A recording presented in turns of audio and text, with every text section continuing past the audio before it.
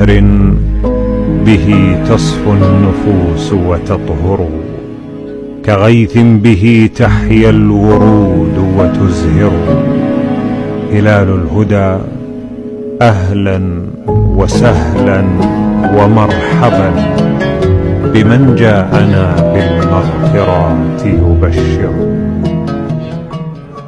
yaliokuwa wanafanya wale ambao walikuwa katika jahiliya kabla Uislamu hujawajia. Kwa hiyo ina maana haya sio mambo yetu, kamari sio ya Uislamu. Ayo lahiba, atakayekuwa kujiingiza katika kamari, katika madhambi ambayo ni makubwa, je, huyu mtu ana hasara kiasi gani? Asema hasara itakuwa katika aina mbili. Yakula Abu Hibban,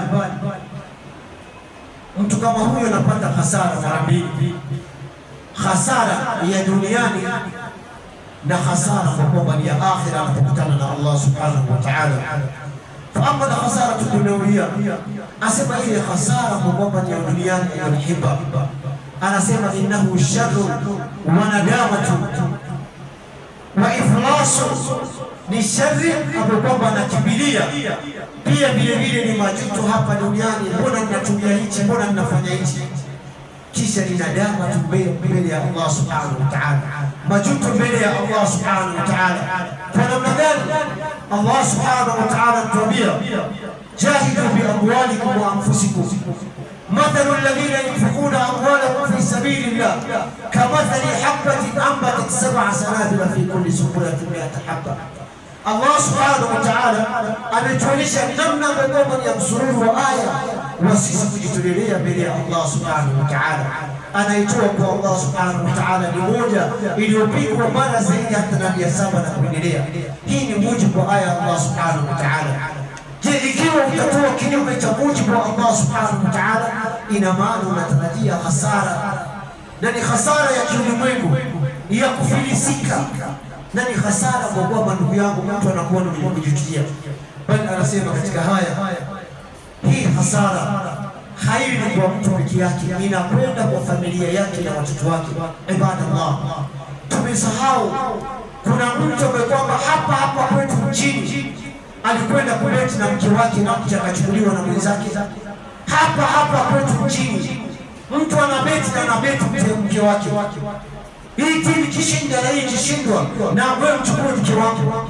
Yaani wake zetu tuliwachukua ni thamani ndogo kiasi hichi. Hapa kwetu alikuwa sio Muislamu, anabeti na mke wake aliyolaiba, asema hii timu kishinda mke wangu mchukue.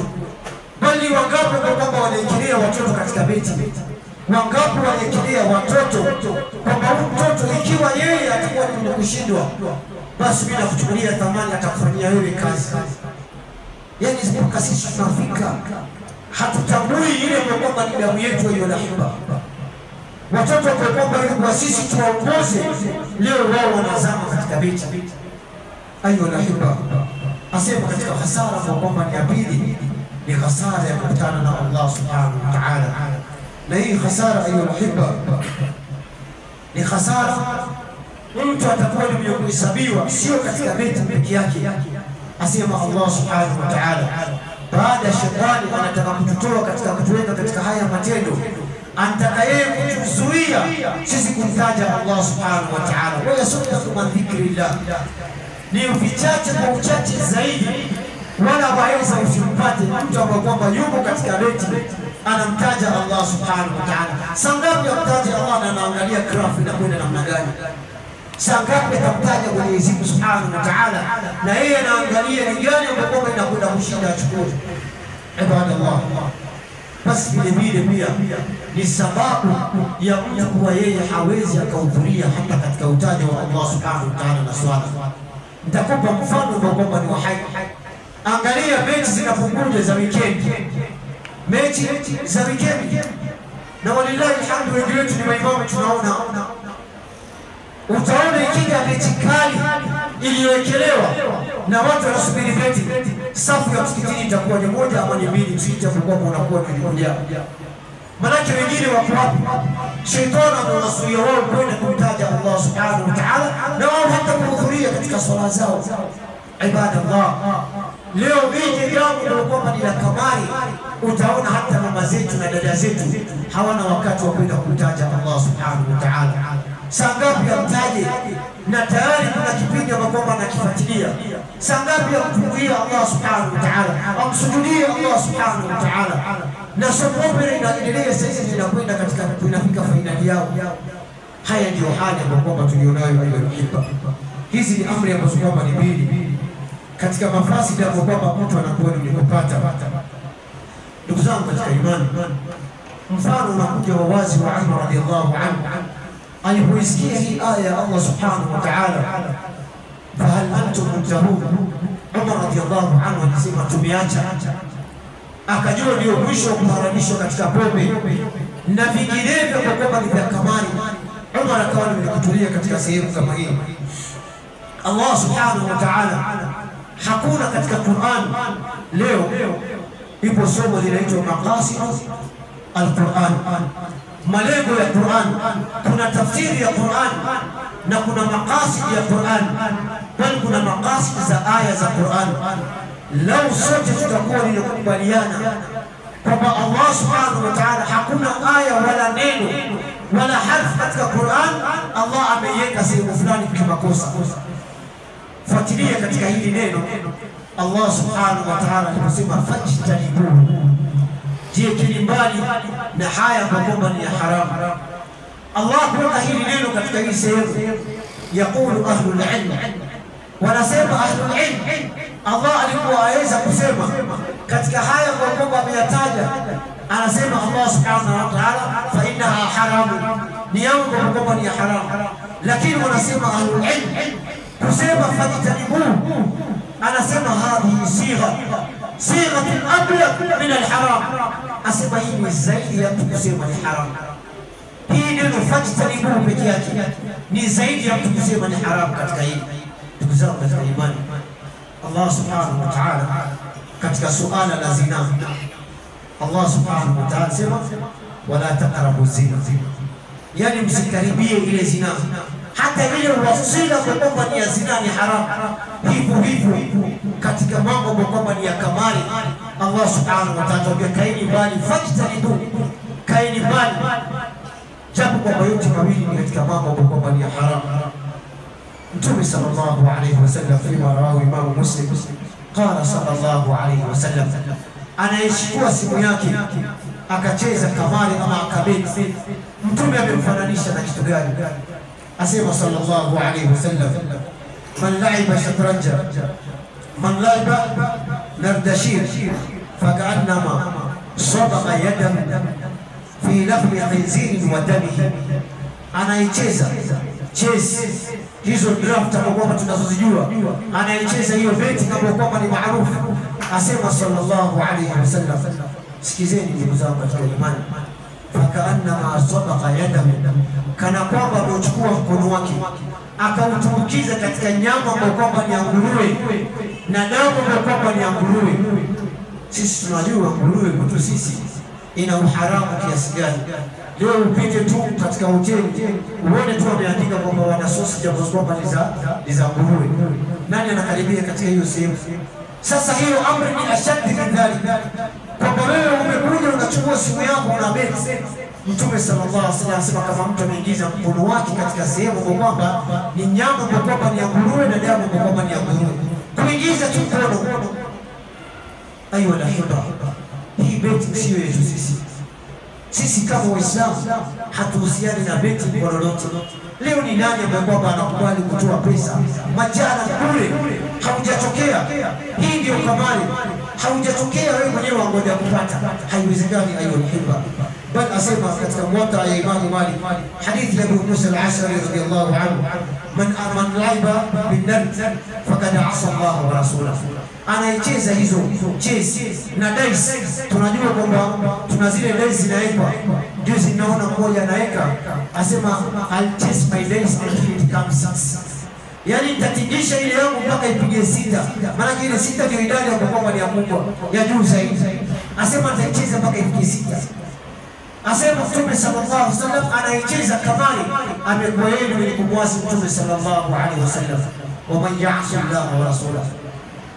na yeyote ambaye anamwasi Allah subhanahu wa ta'ala na mtume wake, ni nini ambapo anatarajia baada ya kwamba yeye amekutana na Mungu wake? Asema na hii ndio hasara kwa ni ya dini.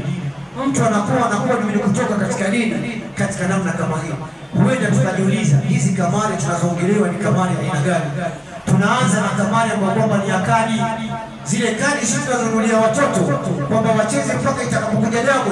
Hii ni kamari sisi tunaintroduce katika kamari. Maulama wanasema kwamba al-la'b bil awraq, mtu kucheza katika hizo karatasi zile kadi, hiyo ni katika kamari sisi tunakuwa wenye kuiona. Bali anasema pia vile vile katika kamari kuna ile kwamba ni amrahana, kwamba ni beti. Na hii leo sio mambo kwamba tunaongelea asatirul awwalin. Hizi sio asatirul awwalin. Hapa chini ukisonga tu kuna wale wanakuambia hii ni farasi, hii haina na hii haina. Wewe chakua ya farasi wekelee ndio utakupata. Juzi alionyeshwa mmoja katika hao kwamba ni wakuelekeza farasi na nini, vita vimetokea. Masaya ametoa katika ile kwamba ni rungu yake, amemwekelea kwamba ni sema kwamba ni ajira.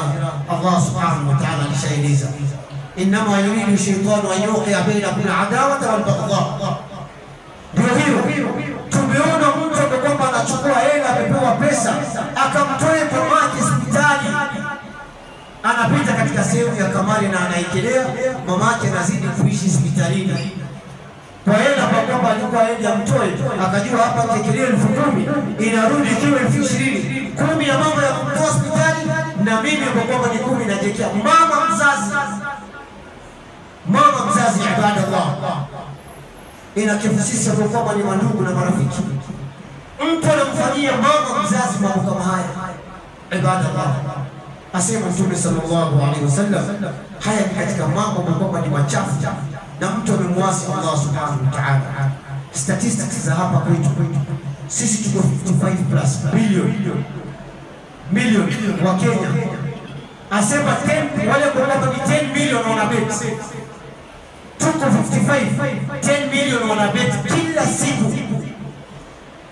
Milioni 10 wanaekeza. Usijali kwamba ni Waislamu sio Waislamu, wanaekeza katika pande kwamba ni haramu. Bali katika swala kwamba ni la kushangaza ni kila dakika inakwenda 1.4 billion. 1.4 billion kila dakika watu wanaingia katika hiyo beti. Bali ashadu midhali inayokushangaza ni kwamba kwa siku wa Kenya peke yao sisi tuna beti 21 billion kwa siku peke yake. Ile pesa sisi kwamba tuna beti hii ni kwa siku peke yake. Ibadallah, kwa mwaka tunatumia kiasi gani? Asema kwa mwaka tunatumia 766 billion, zaidi ya kitengo kilichowekewa wale ambao ni wenye kusoma, sehemu ya kusoma, mara 7 ya kitengo kilichotengewa wizara kwamba ni ya afya. Wizara ya afya wanachukua 126 billion. Hii ni kwa mwaka 126 billion. Sisi tuna bet 776 billion. Ibadallah, hii si nchi kwamba tunafaa kupigiwa takbira 4 za maiti. Ikiwa hii ndio hali, na leo ndio utaona hata huruma imetoka katika mioyo yetu. Watu wanabomolewa kwa sababu wanabomolewa ndio wanaobeti zaidi. Maanake wale kwa walioko katika wanajua kwamba hapa mimi naongoka, na natumia haya kwa sababu ni maneno kwamba yanatumika na vijana wengi. Kwa ukibeti unaongoka, wallahi hakuna kuongoka mbele ya Allah subhanahu wa ta'ala. Kitengo cha elimu, kitengo cha afya wanatumia hela ndogo kuliko hela kwamba sisi tunabeti nazo kwa mwaka. Ndugu zangu katika imani, pia vile beti nyingine ni beti kwamba inapita katika screen zetu, zile TV zetu. Utaona kwamba wekeza 100, wekeza 50. Leo sisi tutatoa tu 50 hapa, 50 tutakuwa tunaokoa maskini kiasi gani? Kila Ijumaa mtu ambaye tutakuja na 50 yake tu. Lakini angalia hali kwamba inaenda, tunaona katika TV mtu anaingiza hata 100. Juzi naona TV nyingine ya nchi jirani, wao wanaambia tusitume zaidi ya 100. Yaani wewe ni 100 kuja chini yani. Hebu naambia lao watakuwa ndio kubeti kiwango kwamba tunabeti sisi kwa dakika moja bilioni 21. Mambo mangapi tunaweza tukafanya? Ibadallah, Hakika ni mambo kwamba ni mengi tunaweza tukafanya. Ndugu zangu katika imani, huenda tukafikiria hii kamari ni Waislamu pekee yake tu umezuia. La, hamna dini hata ya Kiyahudi na Kinaswara iliyoruhusu kamari. Nilikuwa napitia katika baadhi ya maneno yao, wanasema kwamba hamna dini inayoruhusu kamari, na ni dini gani itakayoruhusu alichokizuia Allah subhanahu wa ta'ala? Haiwezekani hiyo ibada.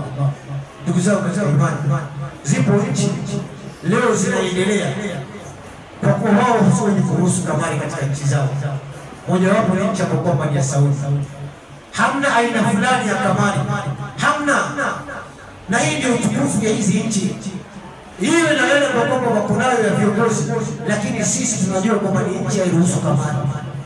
Na ndio maana leo imekuwa ni mojawapo ya Allah subhanahu wa ta'ala amefanya ni katika miji mitukufu. Zipo nchi zingine, Japan pia vile vile hawaruhusu kamari, lakini angalia zinatengenezwa, zinaletewa wale ambao ni maskini wa ulimwengu. Sisi tuwe wenye kuzama katika hizo aviators.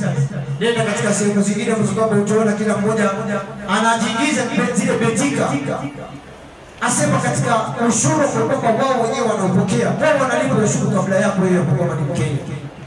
Watu wa betika kuingia katika akili yako, wao wanalipa ushuru tarehe 20 kurudi nyuma.